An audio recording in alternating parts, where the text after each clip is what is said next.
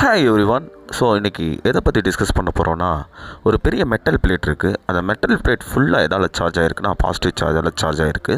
So இந்த metal பிளேட்டில் பார்த்திங்கன்னா ஒரு காசியன் சர்ஃபேஸை நம்ம இமேஜின் பண்ணுறோம். இந்த காசியன் சர்ஃபேஸ் எப்படி போகுதுன்னா இந்த மெட்டல் பிளேட்டை கிராஸ் பண்ணி போகுது. ஓகேயா?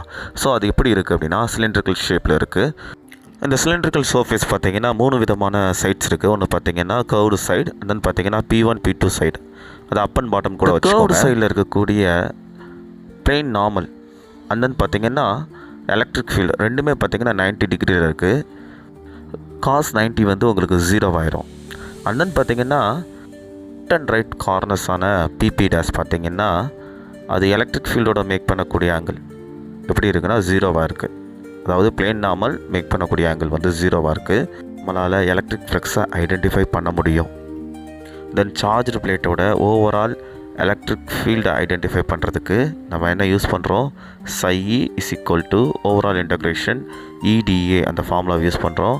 இந்த ஃபார்முலாவை எக்ஸ்பேண்ட் பண்ணோம்னா curved surface integration E.dA plus integration of PE.dA plus integration of P'(E.dA கிடைக்கும்.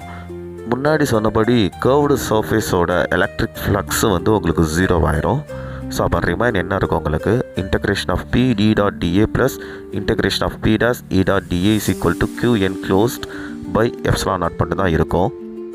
Q enclosed நம்ம எப்படி டிஃபைன் பண்ணோம்னா சிக்மா A அப்படின்னு சொல்ல போகிறோம்.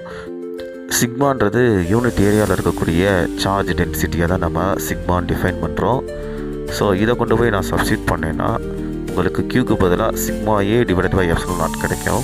P அண்ட் P டேஷோட எலக்ட்ரிக் ஃபீல்ட் அண்ட் தென் பார்த்திங்கன்னா நம்ம கன்சிடர் பண்ண அந்த small area integration of DA அது ரெண்டுமே சேமாக இருக்கனால ரெண்டுமே நம்ம ஆட் பண்ணிடலாம்.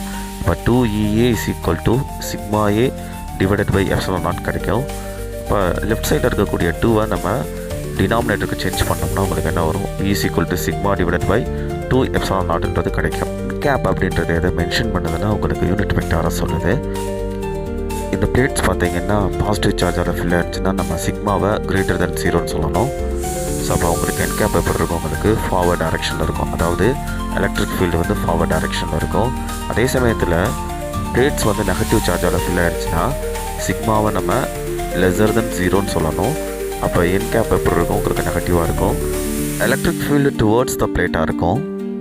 நம்மளுக்கு என்ன கன்க்ளூட் பண்ணுதுன்னா எலக்ட்ரிக் ஃபீல்டுன்றது பிளேட்டோட சார்ஜ் டென்சிட்டியை விட ஹாஃபாக தான் இருக்கும். அண்ட் தென் பார்த்திங்கன்னா பெர்மிட்டிவிட்டிக்கு இன்வெர்ஸ்லி ப்ரொபோர்ஷனலாக இருக்கும்.